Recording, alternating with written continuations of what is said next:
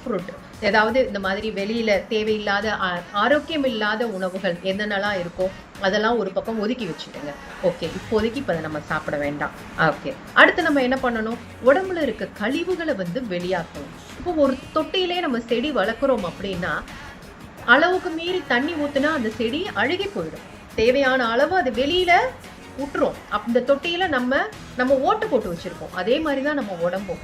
முதல்ல அந்த கழிவுகளை வெளியாக்கிடணும். வெளியானதுக்கு அப்புறம் வந்து நம்ம சாப்பிடுற உரம் போடணும். சாப்பிடுற தேவையான நல்ல பொருட்களை வந்து நம்ம சாப்பிட ஆரம்பிக்கணும். இதுக்கெல்லாம் ஒவ்வொன்றுக்கும் நிறைய விளக்கங்கள் இருக்கு. ஒவ்வொன்றும் ஒரு ஒரு மாதிரியான டாபிக். நான் அப்படியே ஒரு ஒரு கோர்வையா அப்படியே சொல்லிட்டு வரேன். அப்போ உங்களுக்கே புரிய வரும். அப்ப இப்ப நம்ம வந்து அந்த நமக்கு நல்ல பொருட்கள்லாம் சாப்பிட ஆரம்பிச்சிட்டோம். ஓகே, இப்ப நம்ம கன்சீவ் ஆக போறோம்னா இப்ப நான் சொல்றது வந்து 2 பேருக்குமே, கணவனும் மனைவியுமே ஃபாலோ பண்ணணும். மனதளவு